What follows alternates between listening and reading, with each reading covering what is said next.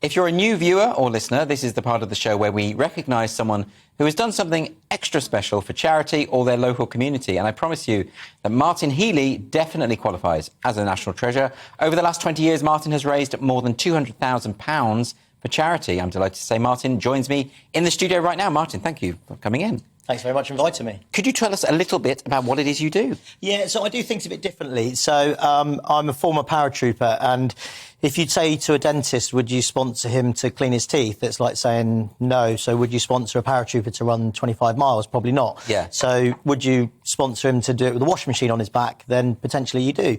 So I try and raise the profile of the charities that I'm supporting by doing something a little bit different, and also hopefully raise that extra bit of cash. We can see the images there of you with the washing machine on your back. I mean, they are heavy, right? I mean, I couldn't do it. Let me put it that way. I can't even lift it, I don't think. Yeah, so I'm not going to lie. The concrete block was taken out, but it still weighed about 85 pounds. That's about 42 kilos. So it was a good weight. Why did you choose a washing machine particularly? I'm too short for a fridge freezer. Ah, yeah, that's a good point. But other white goods you could have gone with? Or? Yeah, a toaster would have been a great idea. Toaster? I'd definitely knock some time off. And do a lot of people respond well to this? I mean, yeah, brilliantly. So I was running that one for a charity called SNAP, which is Supporting Sick Newborn and Their Parents, based in Oxfordshire, and they do a huge amount of work for the parents and the NHS staff in the hospital. So that was a great opportunity to raise the profile of the charity. Is this a similar kind of thing to what you do as a paratrooper, you know, in training and things? Well, yeah, you do carry heavy weights. You don't necessarily carry white goods. Okay. But, yeah, during my time, I deployed on operations 7 times, and you're carrying in excess of about 120, 130 pound